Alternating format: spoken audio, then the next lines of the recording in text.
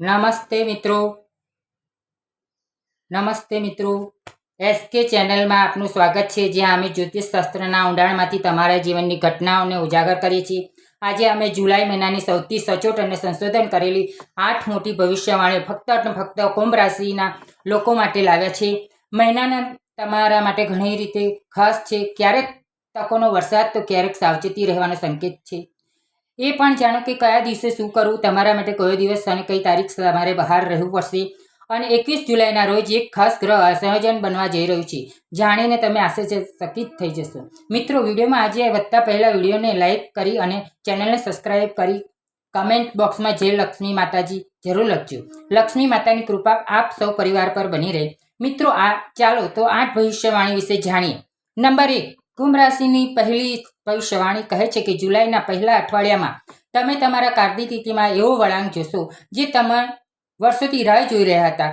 મંગળ અને બુધનો સંસ્થાપક યોગ કર્મભાવ જાગૃત કરશે અને તમારી મહેનત પ્લેટફોર્મ મળશે। ખાસ કરીને એવા લોકો માટે લાંબા સમયથી પ્રમોશનની રાહ જોઈ રહ્યા છે અથવા ઇન્ટરવ્યૂ આપી રહ્યા છે, આ સમય સુવર્ણ સાબિત થશે।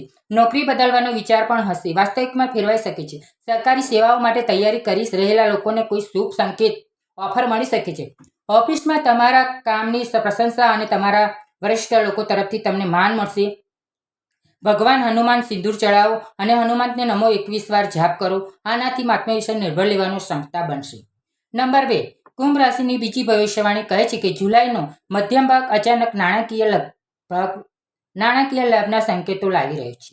આ સમયગાળો ખાસ કરીને તે લોકો માટે ખાસ રહેશે જેમણે છેલ્લા મહિનામાં શેરબજાર, મિલકત અથવા મ્યુચ્યુઅલ ફંડમાં રોકાણ કર્યું છે। વૃશ્ચિક રાશિમાં ચંદ્રનું ગોચર અને રાશિની દ્રષ્ટિ સંપત્તિ ઘર પર સકારાત્મક અસર થશે।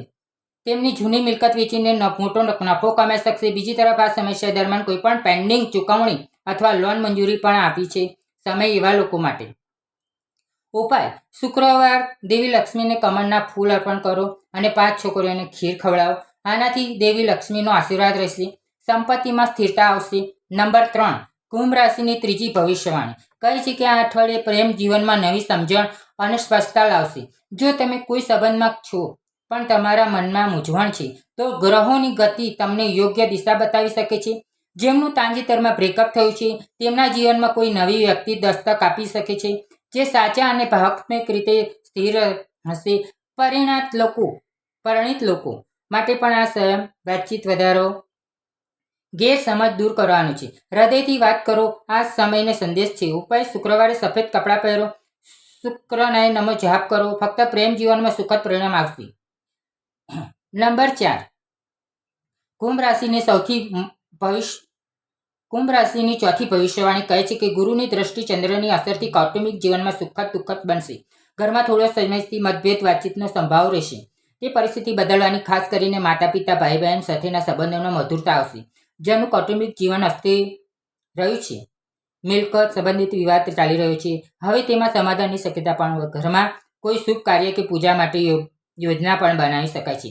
ઉપાય: દરરોજ સાંજે ઘરમાં ગાયના ઘીનો દીવો પ્રગટાવો અને નમો ભગવતે વાસુદેવનો જાપ કરો, આનાથી ઘરનું વાતાવરણ વાસ્તવિક અને શાંત રહેશે।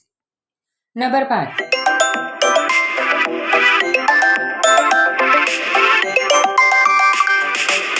જલ્દી કરો ને, જે કરવું હોય એવા માણસો નંબર 5, અનિદ્રા, ચિંતા અથવા નકારાત્મક વિચારોથી પરેશાન હતા, તેમને હવે રાહત મળશે। આ સમયે ધ્યાન અને યોગનો અભ્યાસ ખાસ કરીને ફાયદાકારક રહેશે।